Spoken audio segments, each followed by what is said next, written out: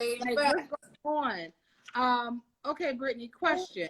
All right, since we're talking about Black Lives Matter and stuff like that, I feel like when me and you was growing up, because we're super close, we're the same age, couple of months apart. I feel like when I saw you and when we was together, I never thought about like you being darker than me or you. Yeah, we didn't. I never heard you call me like, oh, you're light, and I'm like, oh, you dark. Like we had arguments, but it never was about. It was never about that. It never was our skin color. Like I never even thought about it. I used to just be like, Brittany's so tall and Brittany's so pretty, but I never thought she's so dark skinned and she looks really pretty to be dark skinned. I never thought like that. Yeah. So like with Black people, right? I'm not even talking about white people. With Black people, do you get that from your home? Because with my mom, she never said, oh, Chinese dark-skinned people don't, or light-skinned people, oh, you need to try to be like, you know, my mom, we never talked about skin color. Right. So when people say, oh, you dark-skinned, when a Black person says to you, you're pretty to be dark-skinned. Like, yeah, I get that. That's the where's worst. that coming from? Like, is that coming, did you learn that at home? Or is that something people learned in school? Like, oh, she darker than me. Like, I just think that is weird. Like, because I never... I feel like until I heard people say this goes back to slavery again. It all goes back to how we are like conditioned as human beings. Black people from slavery, because of course the lighter skin is more acceptable than the darker skin, of course. And then for some reason, for so long, I feel like people up until like recently, dark skin was ugly for some reason to people. Like guys, always, as far as I know, like okay, so I know like in high school for me. When I was in school in Atlanta anyway, the guys always chose the light-skinned girl. And and it was always the girl with the eyes and the hair. That's like it's like a stigma. I'm not speaking about nothing people don't know about. So I feel like shown on TV. That's true. Yeah, like that's what, and like a lot of what she said and what we're showing, and that's why, because that's what we see in the music videos. We see the light-skinned girl with the pretty hair. I feel like though, but when we were growing up, like back in the days, like even for example, like the Mystical video, I think Danger, they had a brown skinned girl. Mm-hmm. The only reason I remember that video is because it was a brown skinned girl, and I'm like, whoa, like she's gorgeous. Like, and I that's the issue. I think we don't see enough like a broad spectrum of us. So we don't see the dark girl, the African dark girl, the medium skin tone girl, the light. Like, we don't see that. We just see one or the other. We either see the light-skinned girl or the dark-skinned girl. And if we see the dark-skinned girl, it's the African bald-head African girl. Like, we don't see the in-between. So, as far as it being from in the home, I think it depends. Like, I think it could be a home issue on TV. Right, but you home and your mom and you're dark skinned or whatever. Your mom's like, oh, you're beautiful, right? So your friends come over, you know what I mean? Because it's different skin tones. Your friends come over, and you know she never mentions like, don't tell that little dark skinned ugly girl to come over. Like, you know what I mean? Yeah. I feel like I've heard adults say that though. Yeah, I have too. I feel like, how you feel? Co-host. So hate starts from in the home, right? Right. Love is natural. Love is a condition. It's natural. So we're naturally designed to love each other. The hate comes from if your parents or if someone, thank you, Christy. Black, dark, whatever. Right. Then when we're growing up from elementary is a condition of our mind. We see it on television. We experience it in school. Mm-hmm. We experience it as growing up as like the boys is choosing the lighter person, this, that, and that. So eventually it becomes a condition of your mind. Right. So it might seem naturally that when you grow up, like, oh, they just like her because she's light skinned with the just like body shaming with the big butt or the same thing with brown skin. It's a condition of the mind. We're not the ones that are chosen for this role, for this event. for this. Right. So you start to feel it. You start to like feel and it. it makes you kind of like, not that you hate them, but Right. it makes you despise. It makes does. you despise. I know what you mean.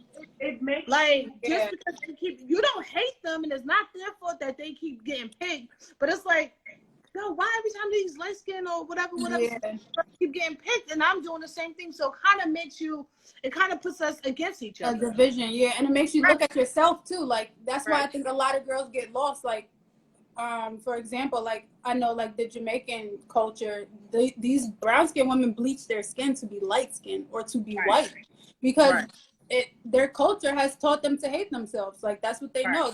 They know that the white girl is gonna walk into the job interview with a light skin. That's where the opportunity lies. Yeah. So that's what, like she said, it's a condition. Like you start to see it, you start to feel it. You start to understand these people are getting better opportunities than me, whether it be the guy or the job or the being first in line or being able to go, like, okay, for another thing, like going into the club too. Like, they just let all these light-skinned girls in and tell me I gotta wait. Like, you know, like you start to, it starts to become like a norm, and it's crazy. I mean, I don't know. I'm glad that I never experienced it like that. And one thing my parents always taught me is like, everybody was beautiful. Like everybody was beautiful. Like I went to school with, my grandma gave me a picture the last time I was in Atlanta with her, and I was the only black kid in the class, and I had my head down in the picture. And that picture really messes with me now as an adult looking at it. I'm like, damn, like, oh my God, like I don't think they even understood what was really happening when they took that picture. Like I was the only black kid in the class, and I was dark skinned, and I just stood out like nothing I ever seen before. But then being in school, when I think back, I never thought about my skin. I just was in school with kids having fun, you know, like the same way we used to play. Like I never thought, oh, my cousin is lighter than me. Like it just wasn't a thought. But that, like she said, the hate starts in the home. And I think if your parents shun certain things or they talk negatively about skin color or people, then you as a kid, you ingest whatever's going on in your home, or whoever your mom is or whoever your dad is, you take that in, and then that becomes your way of life until you either decide to change or not. So I think it does start in the home, because my parents were, you know how my dad is. He's like, love is everything. Everybody's beautiful. And my mom was the same way. So I feel like that's how we were. I mean, I feel like that's how we are. Like most black people, like we don't really think about color until we have to. And then it's like, so for me, I feel like I've been having problems because I'm like, I'm not a racist. Like I don't hate white people. I like white people, but you see these videos, you see these things with them treating you wrong, and you see them doing stuff, and it's like you forced to think about it. You starting to battle with your head, like, am I liking these people and they don't like me? Like, but, like I don't know how to think. Especially you gotta pay attention to it. Right, I work at a job where there's mixed, there's everybody there, and so it's like now it's like people walking on eggshells. You know what I mean? Like, and now I'm like, but the conversation is uncomfortable. Right now I'm ready. Like, who's saying something? Like, but it's just. Like, you can't help it. Like, I just saw this guy get knee his neck for 9 minutes. Like, bro, why did you do that? Yeah, like, what's going on? Why did you feel like he was lower than you? Why didn't you look at him like your brother? You know what I'm saying? Regardless of what he did. I feel like you didn't look at him as a human, because I'm a CO. Everybody knows that. And when we get into problems, I never thought about kneeing nobody in the neck. Like, you know what I mean? Like, I might think about putting you in a headlock a little bit. Like, but yeah, you control the situation naturally, but you don't kill somebody. Like, at some point, your conscience should step in and say, like, okay. When I heard him cry for his mom, that's when I would have been like, you know what, I got to get off of him. Like, like, all right, let me get you up, calm down, something. Like, there was no. Like, you for your mom? Like, oh, I'm like, that should be a trigger. Like, because what grown men, cry for their moms? He got adrenaline from him crying for his mom. And that's a problem. Mom should have beat you like this too. You know what I'm saying? That's disgusting, though. People, in moments, people go through these surge of adrenaline. You never know what goes in. Nah. You don't never know what goes in their head. That's true. It could be that embedded, that deep-seated hate that they naturally that they don't have or they grew up with. Right. That's the problem. I saw him put his hands in his pockets. I mean, he was chilling. Like, You It was chilling. nothing This to is him. your pockets, your hands is not free. That means you have no concerns. You're not. But you know what, too? I think black people have an image. So what I mean, okay, I'm not gonna say black people. I'm gonna say men since we're talking about this. In his mind, I feel like police officers are threatened by black big men, also. And Right. it looks, from what it looks like from the media coverage of him, he is a big black man. Like, he looks strong, he looks tall, he looks big. Like, he looks like he could take you down. But I'm not saying that to say that just because somebody looks big and you should be afraid of them and react. But people feel threatened. That's not what I'm saying. I'm saying that in his mind, he felt justified doing what he did because he was overpowering him. It was like a power struggle, like for him only, though. Right. Like, this man is, like you said, this man is this big figure, this big black strong man, and he's on the ground screaming for his mother, and you're kind of like demasculating him. Like, your power is more important than his life, and that's an issue. And that's aside from him even being black. Now when you add him being black, and it's like, that's where the racism comes in, because you did it to a black man and you're a white man, and you did not cross those lines. You didn't say, like, let me treat this man like my brother and have respect for him. And then it was over $20, so it's like, what was he like? Like, what the hell could he have been doing that was so crazy for you to even have him on the ground like that to begin with? So I'm gonna waste my time for $20. You just gonna get got that day, like. Hello, it's okay, bro. Right. Like, put me in the back seat of the car and take me to jail, and then we'll figure it out after that. Don't put me on the ground and do all that. And it's Corona. I don't want to be on nobody. Right. Like, what happened? I thought it was so bad, and it was nobody could social distancing. Cops obviously ain't social distancing. You on my body, bro. Right. All right. Do you think that welcome to Girl Talk. We just discussing a few things. We don't want to go too deep. We got cut off two times by who knows who. We're gonna keep it light, but we could dig in. It's whatever. How you guys feeling? Are you guys taking care of your mental health? What are you doing during this quarantine? How are you staying busy? How are you staying focused? How are you managing working from home and having kids? How are the single parents making it? You know what I mean? Kids can't go to childcare no more. Like, how are we making it? Is this helping us save money? Is it helping us lose money? Like, what's been going on in you guys' life? Like, please chime in. You know, like, that's important too. Right. How was work for you? Like, do you still have to commute? Are you still taking the trains? I seen on the trains they're cleaning the trains, but they said the homeless people basically was moving in the train. They don't got nowhere to go. They don't got nowhere to go, and the train is clean. So let me get me and my shit. And I'm chilling on the train. Like, has anybody dealt with that? Has anybody got on the cart and was like, oh hell nah? Like, you do not got your mattress. You got your mattress. Ain't nowhere to go. Y'all shouldn't. This is how homeless people think. Ain't nowhere to go. Y'all shouldn't be outside anyway. We pull up. Right. Why are you still going to work? Like, they don't want the corona either. Nobody. Right. What did she say? She said they don't want the corona either. I'm like, nobody. That's another thing. I seen a commercial that was sad the other day. Not to bring up anything sad, but it just puts things in perspective that homeless men were saying that they were afraid to catch corona because they don't have nowhere to wash their hands. Like, what? That's crazy. And then if you think about it, all these businesses being closed, it kind of closes them off too, because they're going to, places and wash hands or take, bird baths or whatever they do. So it's crazy. And I don't blame them. Shit, take over the subway. Do what you got to do. That better. They close the MTA closes at nighttime now. I didn't even know that. Oh yeah, they do. That's a fact. Wow. Sorry, it's 2020. Are we realizing the needs and wants in our lives? Like, are you realizing the things that are really not important, the things that you would spend the money on that now you don't even think about? And do you think that we're going to stick with it? Or do you think when everything's over, everybody's just going to go back to the same way, brunch every day, eating out every day, doing this every day, spending unnecessary money every day? I feel like now with everything's going on, there's a whole bunch of bad stuff. Yeah. I think that we could have done as a people, one, support each other, two, save money or pay off bills. Because I feel like there's really nothing to buy. Like, I feel like I've been seeing Old Navy, right? I get emails that they have 50% off like everything. 20% off. But where am I going? Yeah. And I'm not thinking about no pants right now. Like, I feel like the minute they announced that this corona thing was real and they were going to be closing grocery stores and everybody was in a panic, I think it showed you how unimportant the dollar is. Like, money doesn't matter. You're going to be locked in. Okay, so it mattered in a moment. Okay, it mattered in the moment that you needed food, you needed to get clothes, you needed to get whatever you needed for the next 2 weeks to a month. Because we panicked. Like, over here we panicked.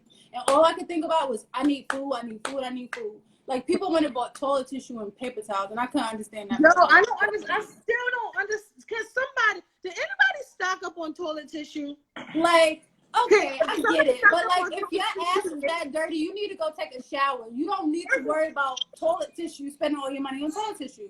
And then when I went in a grocery store, all the vegetables and all the fruits was there. And it was like, people was panicking. It's no meat. It's not, like, eat something else. Just still buy something so your kids can have something to eat. It's crazy. So, Anybody that's watching this, did y'all stock up in toilet tissue? Yeah, like, what's that about? Can you please tell me why, or did you do it because it was in the media? Like, everybody buying toilet tissue, so you like, yo, let me go buy some toilet tissue. Facts, I don't know if y'all watched The Walking Dead, but nobody gives a fuck about toilet tissue when the world ends. Hello. I don't care. The world is ending. The zombies trying to get me. I will wipe my ass. You're not going to be thinking about that. You're going to be shitting your pants and running. That's right. I'm not thinking about toilet tissue. I would just have to deal with whatever I got to do. You got to make that a t-shirt on. Right. Let me buy the dead people t-shirts. Like, that goes back to what you're saying as far as when this is over, where people's mind states are going to be. Are people going to go... Okay, so I think it's going to be a division once again, unfortunately, and that's the worst thing, because right now what this is all teaching us, the COVID, the situation with racism still being so prevalent in our country, is teaching us that we've been divided still to this day. And I think what's important is that we undivide and we kind of come together.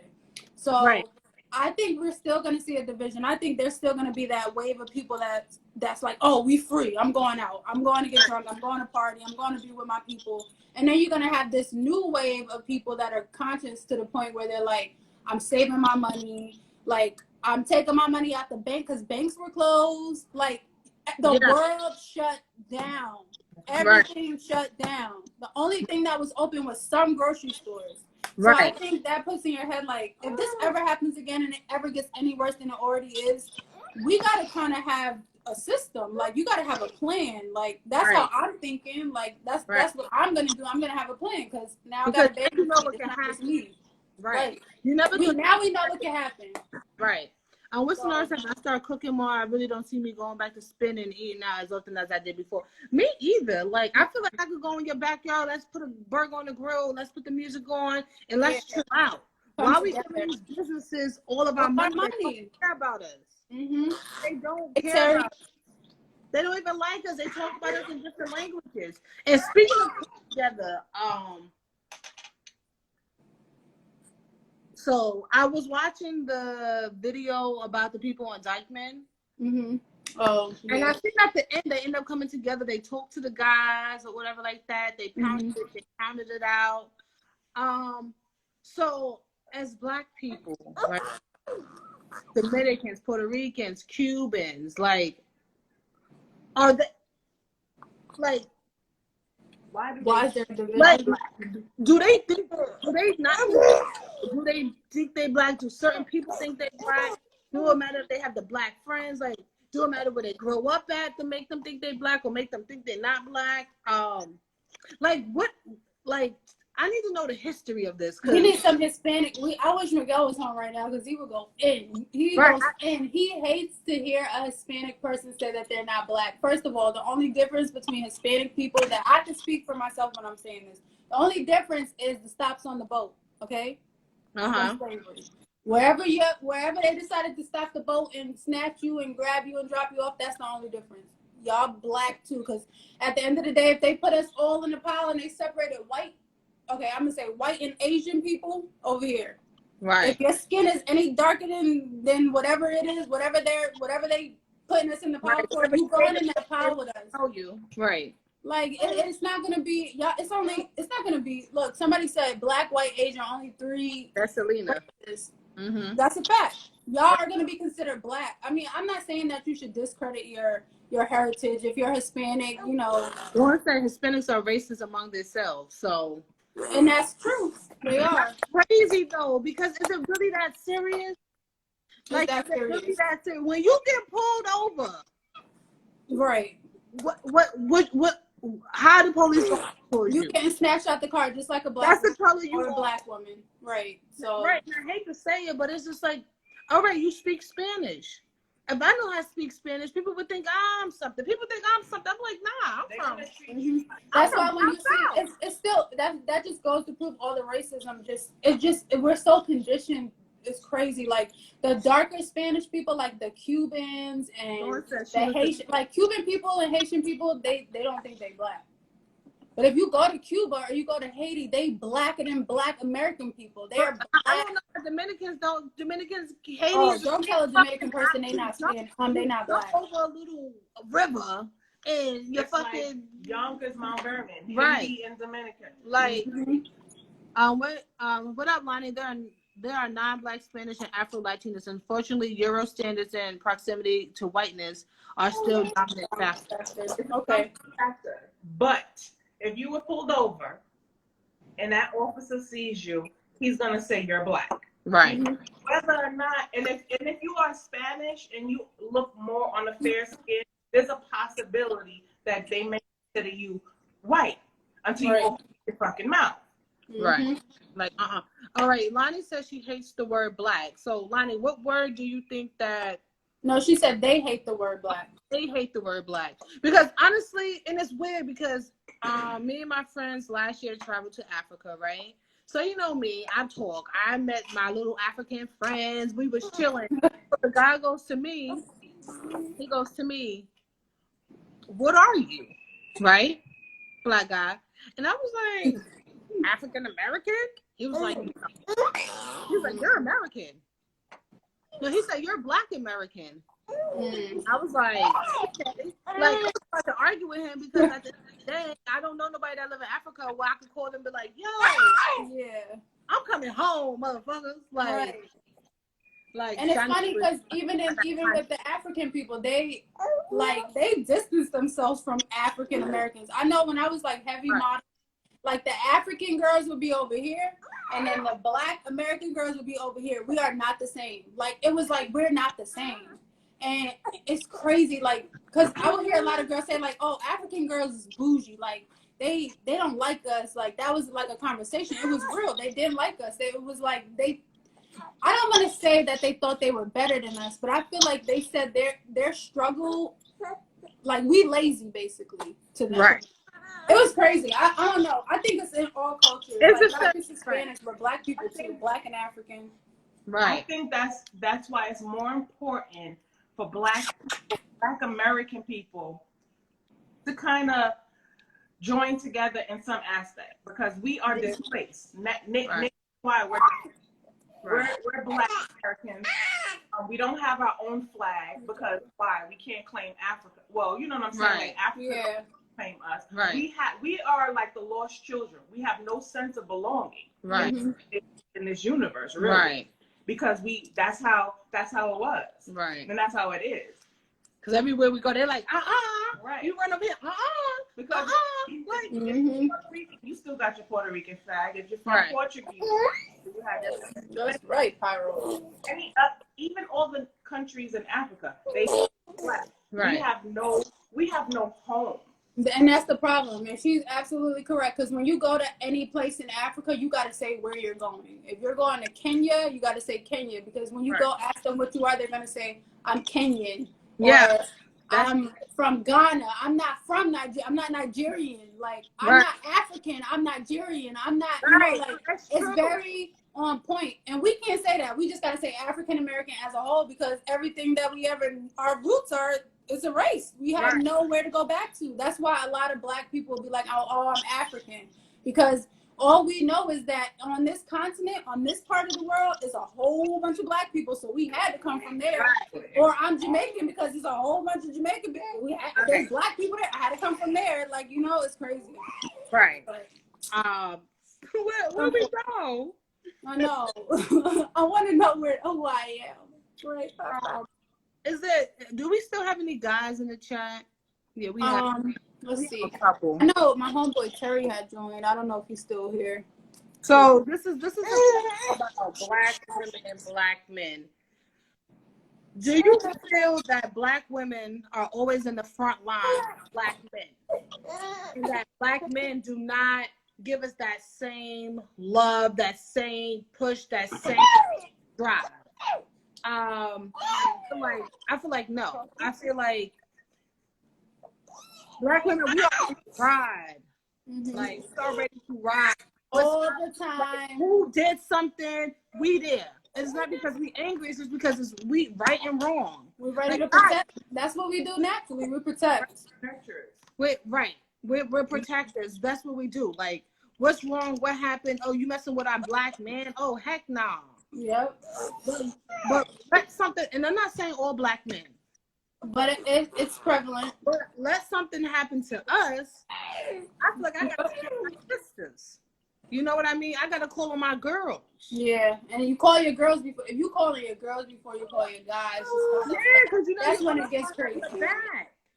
Mm-hmm. Like, why do you think the black man are not stepping up to the plate? I think it goes back to the condition, the mental condition of our society, of our black men. We as black men, we as mothers, we nurture those black men. Right. They look at black women as strong. Right. Black women, regardless of anything, we have to be the mother. We have to do this. We have to pay the bill, because at the end of the day, the man has the choice to leave. Right. I mean, we all have the choice to leave, but our mental will not just do that. Right. It will not. But a man, and how they're conditioned, right, crazy. We were displaced. Families were split apart, and it just carries over. And I think not most, but I think it's fair for black men. If they get involved, then now they got the heat on them. Right. And they want to eat? But right. So, and I do agree with that, because even at work, whatever, something happened. I'm not, but a white guy slapped a black guy, right? So I seen the guy. I'm not talking to him. I'm not looking at him. I'm rolling my eyes like, but like, I'm gonna keep my job, but don't talk to me. Right. But then I see the black guys dapping him up. What's good? They working out together. Right. And I even expressed one of the guys. I was like, "Oh, you work out with him?" Right. The gym is free to everybody, and I'm like, "No, you tell him get out." That person needed a black man to check them. Yeah, like black, we can't. We are there. We got the mouths, but at the end of the day, men, period, are stronger than women. Like, physically, like, we're not gonna deny that. You might get some guys that we could beat up, but at the end of the day, guys are stronger. They're more like fellas, we need you. Mm-hmm. I definitely think the black man as a whole, I'm not gonna single anyone out. I think they do have to step up. I think they gotta have the same energy and the same passion that we have. Like, I noticed too during a lot of these protests, like when a lot of the women were speaking on media, it was a lot of women speaking on media. Yes. Like, I don't know her name. I gotta do my research on this lady, because she's been going in, but it's this one lady, she has she wears like a braid updo, and she's been talking. She was on one of the conference talking about like how basically the black woman has been standing up for men. I think Jamie Foxx was on that. It's like floating around. Okay. But I don't know. I think like too, it's just natural for us to just go in. Like we got sons, I feel like the black woman always feels like she has something to protect. And I feel like, just like what's her name, Selena? Yeah. What she said about it's conditioned. Like, women always we always got to be in the forefront of everything. And then I think Dave made a point too. He said the toxic masculinity in the culture is a big reason, but think about the life of all little black boys. His mom is a black woman. His teacher is a black woman. His principal, so many important figures. So, I mean, all black women, where's the black man? This is why I need to create a space where other black boys can see black men. So exactly. So that comes with my next question. How can we help our community? Like, do you think if there were certain programs that boys like in elementary or middle school had to go to, that maybe things would be different? Maybe if they wasn't, besides the people that play sports and stuff like that who after school programs, but if there was if when school was over, everybody had to go to a engineering class or mechanics or cooking class, and they take all these things out of schools. It's crazy. Right. Like a cooking class or something like that. Like, would things be different? Like, maybe we need to create things in our community for kids to learn, because complaining about it and talking about it ain't nothing gonna happen. Yeah. Somebody said mentoring programs. Right. But are there any? And do it sometimes cost that go? Right. People don't really have money to send kids to, you know what I mean? Like, I just can't think about the That's the thing with mentoring program. Usually it's someone volunteering their time. Right. Sometimes it takes a toll. And then sometimes the system fights against you volunteering your time. Okay, now we got to find space. Now I have to, get the kids. There's always a problem. There's always an issue. There's always you got to get over this. Get over this. Dang, I just want to help my community. Why do I have to go through all of this? Right. The community centers go to school, no good to go to parks. Think about the looters now. There's no summer youth employment. They've been locked in the house for 3 months with nothing to do. And that's a good point.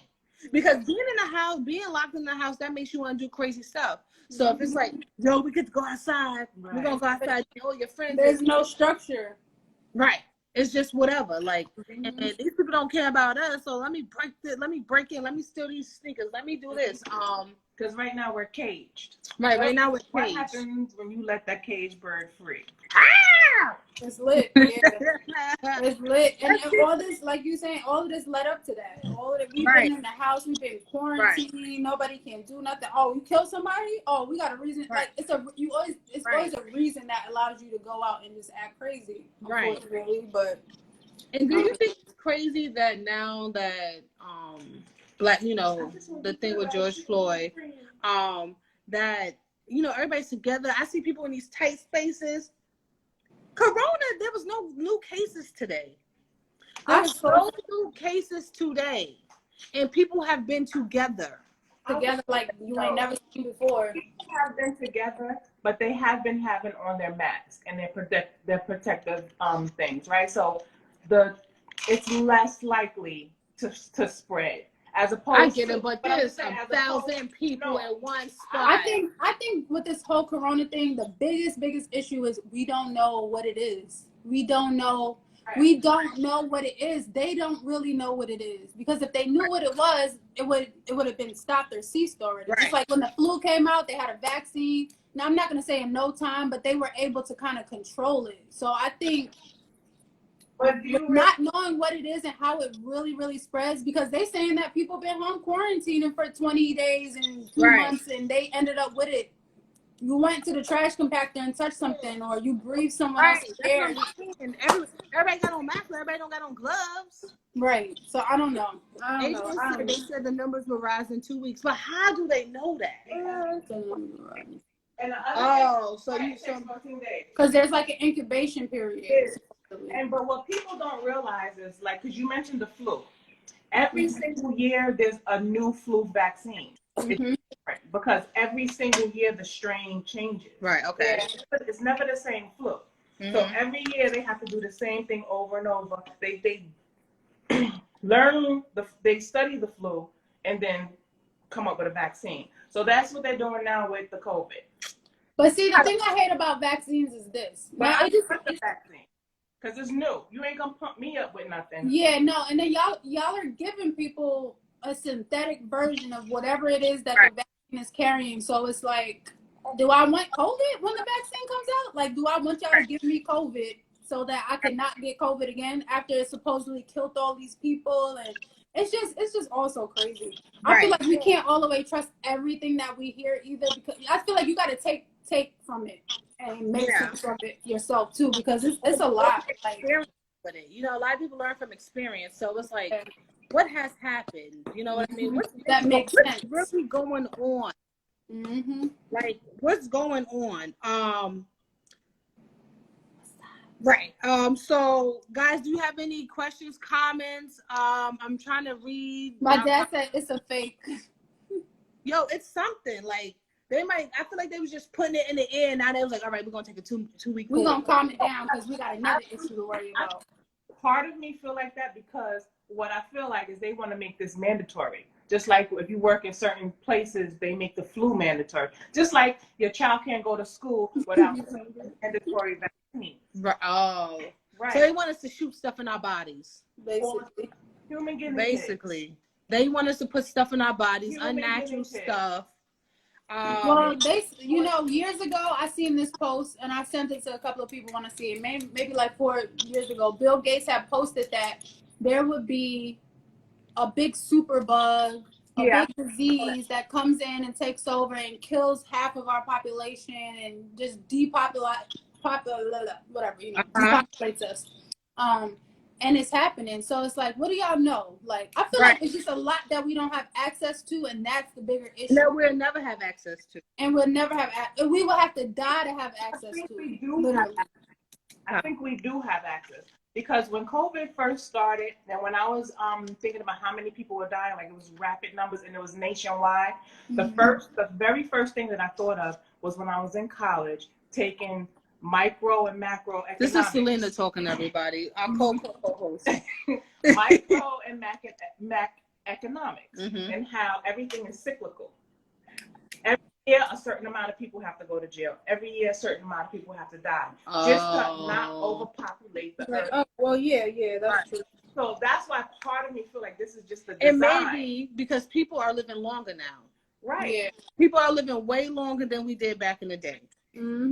People, like... I don't doubt it. I do not doubt it. They had a mandate. You could only have one child. Right. What they did with the other kid. Throw them away. I don't know. Put them in the garbage. But we can't do that in America, right? So what else is there to do? Right. I It's a control thing. That's how they control us. I feel like that's what's going on. My dad said to everybody that's listening, basically he said, listen to David, I don't know, Eichel maybe, he has great info. Okay. They've been telling us, who's this? King Odell said they've been telling us for the past 10 years that this day will come. Yeah. That's a fact. I believe that. But how do we fight against that? How do we fight about the day? How do we fight? Even if we get the information like, oh, this day is coming and it's going to kill people. How do we protect ourselves? How do we fight against that? That's what I'm saying. We don't have access to that. We don't have access to the protection. Right. We didn't know what it was going to be, how it was going to be. Right. Like now, I feel like people gonna have gloves, people gonna have masks, people gonna have certain stuff in their house. People always have flashlights and stuff like that, but you didn't have a whole bunch of masks in your house. Right. Like that's not like me. I didn't have a whole bunch. I didn't have it either. I mean, I always kept like a Lysol randomly. Yeah, like Lysol. But that's not something you want to just. Every time you go to the store, it's a million Lysols. This happened, it ain't no Lysol because you ain't think about buying no Lysol or hand sanitizer. Like, just go wash your hands. Right. Because all we need literally is from the earth. Right. Right. So how to prepare is just to bring back yourself to the essence. Right. The essence of earth. But I heard naturally, like natural things, just keep your immune system together. And of course, some things could, overpower that. Right. But I think that to protect yourself mentally, physically, it's just go back to natural. But I heard there's some natural stuff that can cure us that they won't allow in the U.S. or they don't. Absolutely. Because they don't want you to heal yourself. Absolutely not. Right. There's money and there's money in Canada. So we want to prepare ourselves, but if we can't get it, it's like You only got access to what you got access to. Right. It's like, I know I need it, but if they don't have it here, what do you do? I don't have enough money to fly to Africa or whatever and get all the stuff and bring it back. So I just gotta. Passed away from cancer, and when she found out that she had cancer,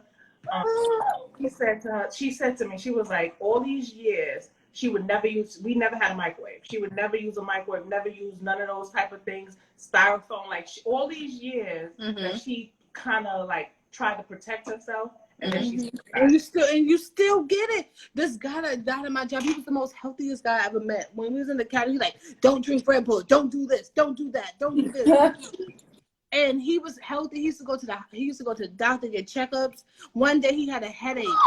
Went to the doctor and I got a headache. I've been having a headache for a week. Oh, you have stage 4 cancer. When the fuck did I get that? But everything is designed. We're living to die. We're not living to live. So it's like every day we're living to die. So it's like our system, the way the system is made up is for us to die. The food, everything, like it's crazy. So it's like you can protect yourself, but so much. Right. Honestly, I just feel like the biggest thing you could do is live your best life, and that's it. You gotta really live. You gotta make every day of your life count, and then on top of that, like she said, you gotta protect your immune system. You know, you gotta do things that are gonna help you, kind of like further your life. If anything, you know, maybe have a day or two, or a week, or a month, or a year extra. But that's all you can do. Right, that day might be a good day. Right, you might need that extra day. Right. See, the beginning of last year, all the CEOs of top companies were stepping down and selling their stocks for no reason to comment for it. Oh, so they already knew what was going on. Because, you know, like the richer you are. You in tune. These are your everyday people. You know what's going on. Their conversations are different than our conversations, you know? Right, definitely. They know it. This is a random question. Do you think that if entertainers were paid the same amount as essential workers, and essential workers were paid the amount that entertainers, basketball, softball, whatever get, do you think more children will want to be essential workers? Definitely. Like if I'm a CEO and that made me make $1 million, right? And a basketball player was only making $100,000 a year. Still good money, but not living in the mansion.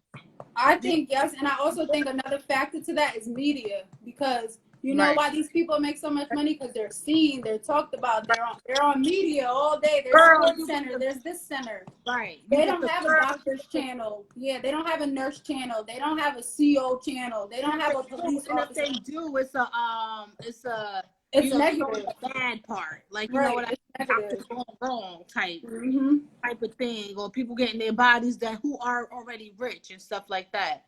So I mean, with this whole COVID, I know it's not going to be the same, but I'm just like, I don't hope that they make less money, but I feel like a shift. I feel like children are super smart, right? I feel like children are smart, but sometimes they only think they have tunnel vision.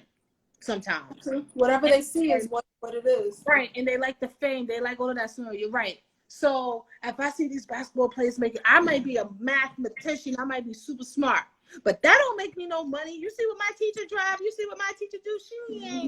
She gotta do after school programs, and she gotta do she working hard, and she's always tired, and they see the big basketball players with the houses and the cars, and the girls, money, they want that. I mean, when I was younger, I wanted that. You know what I mean? So I feel like maybe if we were, I feel like people would strive harder or do better in school, knowing, if I become a doctor, or if I become a teacher, if I become a CEO, if I become a police, if I become blah, blah, blah, like they would succeed. Go to the moon, right? Their focus would be focused on that. I feel like that way, black people would be on top. We would be the presidents. We got to change our mentality. Right. We would be the principals. But that starts with us right now. Like we're learning a lot about what we're going through with the COVID, with the racism. We're learning about how to proceed forward. So it's our job and our duties to kind of change the narrative and say, especially if you have kids. So like, I'm going to have to teach my child about racism along with his ABCs. And I've been telling this to my homegirls, like, I can't just blind him and be like, ABC 1, 2, 3. You need to know about when you were 3 months old, the world is in a state of panic. I'm gonna have to teach him about that. So and I'm gonna say, you know who was important? The nurses were important, the doctors were important. You got to kind of put things in order for people to know how to move forward. And I feel like we haven't had enough of that. And that's why when you see the money, you see the cars, it's like, oh, that's easy. Let me go that route. Let me play basketball. Let me be a rapper. Because all black kids want to be a rapper. Like, that's not realistic. And that fades out. In the black community, again, we're conditioned that the only way out is that entertainment. But that's what I'm trying to say. But you got to remember that this kid, you're going to preach to this kid, but this kid is also watching you struggle. They see mommy and daddy going on X, Y, Z. So in their head is like, well, why you didn't do it? Right. To go, be an essential worker or to do these things, but you didn't do it. That's when you got to teach them, don't be like me. I'm trying to be better than me. It's hard. No, it's not hard, but I don't think it's impossible. No. And that's what I'm saying too. Like your kid is, I feel like it's important for your kid to see your struggle. Yeah, and it's important to expose your kid to more than just your struggle. Right. Struggle, exactly. Like the happiness of it. Right. Other people, like you may have a friend or a colleague, just in general, like, if you take your child to the pediatrician and they happen to be black, when y'all get in the car, discuss that. Like, you see that doc, they're black, they made it, they got their own practice, this, that, and the third. You have to glorify it to your children because they're already seeing social media and the glorification of entertainment, sports. Right. So, but I feel like with Instagram, Facebook, right? We, the viewers, make it popular, right? Because the more views it get, the more hits it get, the more it's like on your timeline, you know what I mean? So whenever we was just we start viewing doctors and nurses and watching that, and then that's on your timeline. Like, I don't know, I just hope that when this is recondition your brain. Right. Just like when basketball first ended, right? When the season first ended, all the guys was like, oh my God, March Madness and blah, blah, blah. What are we going to do? Nobody's talking about that no more. Nobody cares. It got real. Everybody is making it. Right. And it got real. Like, I'm not thinking about basketball. I'm not thinking about football. I'm not thinking about LeBron right now. And they still got way more money than you as a viewer. Right. And he's off. Right. And he's off. And we working hard. Right. You're out there not working or working harder because you in the house on the couch watching some March Madness. Right. Right. Seriously. So I'm just hoping that things do change. I'm hoping that people see but I feel like us adults, as parents, as aunts, sisters, cousins, we got to put it out there. Like, we got to be the examples. Right. Kids are experiencing it now. So I feel like you need to talk to them about what's going on. You know what I mean? They need to see it. They need to feel it. Like, oh wait, LeBron and I'm not. And he's a good person. He donated. I'm not trying to shame anybody. It's just he's just an example. He's just something that pops up in my mind. Yeah, I think we need to teach them that. Like, because I feel like. And then also, not hold your thought. Not to take away from. So I heard. So we got to get away from the negative about us being home too, because a lot of things that I saw, people were complaining about having to teach their kids at home.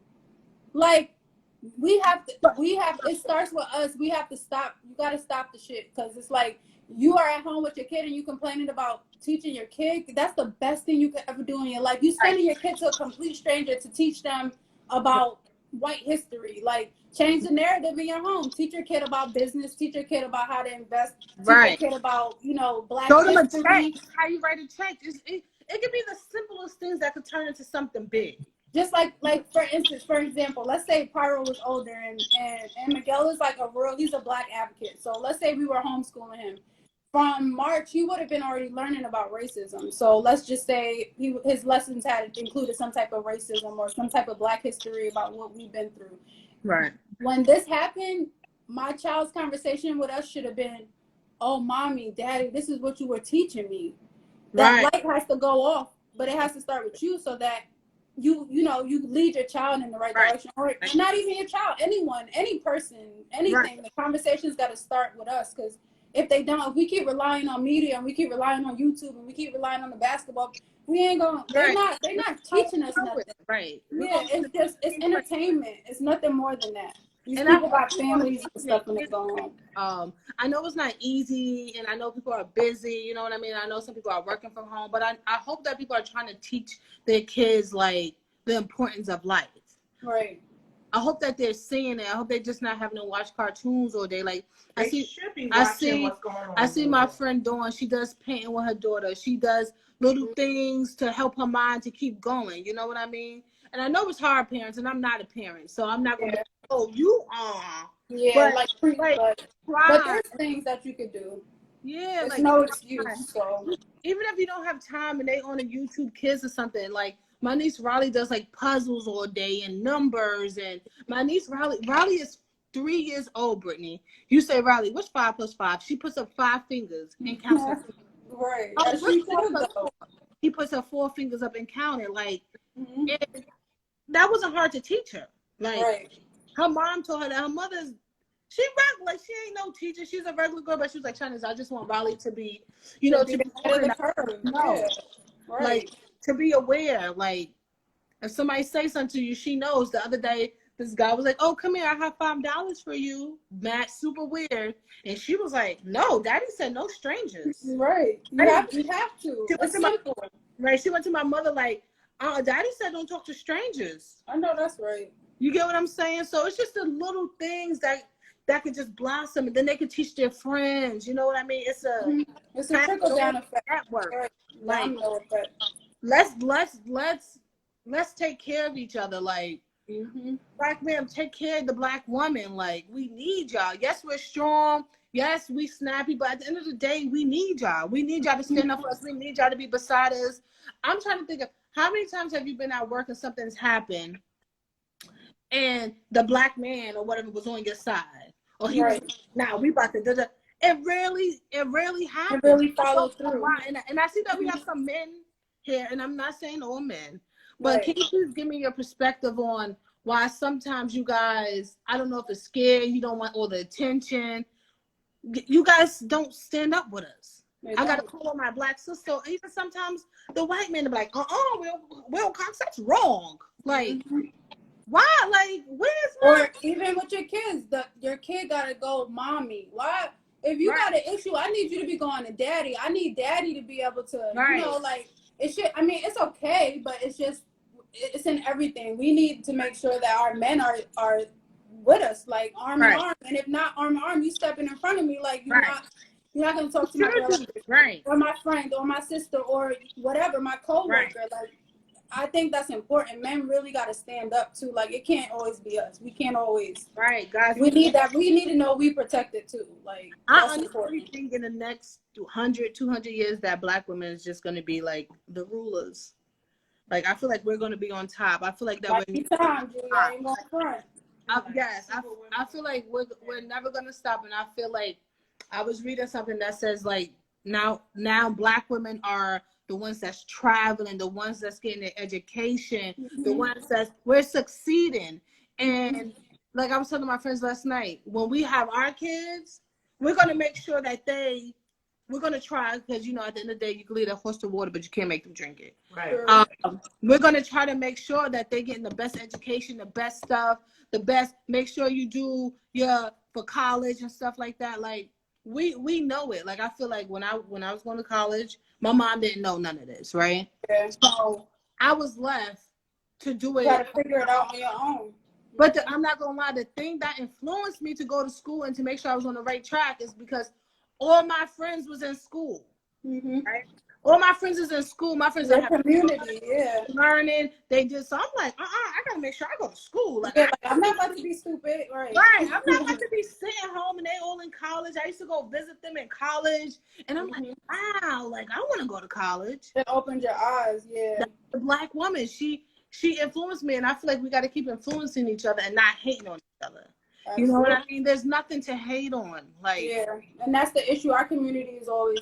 It's always like crab in the barrel, like, they're getting up faster than me. Let me pull them down. And you gotta motivate your people. You gotta inspire them. You see somebody doing something, figure out a way you can help. Even if it's, and I'm not saying help like with money, But it's just like, oh, you're doing great. Oh, I'm excited about this. Right. You're talking right now on live. Join the live. Have a conversation. Jump in. Right. You know, like it's little. It's really Right. little. It starts really small. So. Right. That's just like, I was like, oh, my cousin Brittany is doing cooking. Let me I think we should get on live together, and then our followers could be our followers, and then we'll see each other. Da, da, da. But never once was I like, this bitch want to do live because I want to do live. Yeah, right. And you can't. That's corny. Like that. That's why we don't get nowhere. You're never gonna get nowhere hating anybody that has a little. You're never gonna get nowhere. And even if you help somebody and you feel like they was ungrateful, you tried. And a lot of people think that, oh, I struggled. Like, so I'm struggling. I had to struggle to get what I had. So they don't want to make it easier for the next person, right? Because they want them to struggle too. But sometimes it's not about the handout. It's just about the guidance. You can give them guidance without handing out something to someone. Right. I could guide you. I can help you. I can tell you what I do's and don'ts. What I know. Right. Wait, King Odell, I'm sorry. He says, I feel like it's because we wasn't taught better. I guess he's talking about with the men. The men protect. He say, well, that's true. Yeah. If you're not taught it, you don't know it. You don't know. Yeah. But I think it comes to a certain age with men, maybe 30 or something. Because I know guys, y'all mature slower. You realize that you're needed. You realize that you could have a voice. You realize, oh, when that guy said something to that girl, you could have stood up. It's sometimes you don't want to do it. You don't want to do it with the headache. It can't all be about what you were taught. It has to be something internal that just like I don't think I was taught to, if I'm walking down the street and I see a man getting beat up, to be like, what are y'all doing? Like, no, this is not right. That's internal. That's a natural reaction. Like, you got to have that natural reaction regardless of what you were taught, because I don't think white people, or I don't think this white man, I don't know his history, but I doubt his mom was like, when you become a cop, you kill people, and you, I would hope that's not how he was taught. But something internally has to be lit inside of you. Like, you gotta, somebody just said, oh, they don't care enough. You gotta care. Like, you have to care. You gotta stop. We wasn't taught. It's a lot of shit I had to teach myself.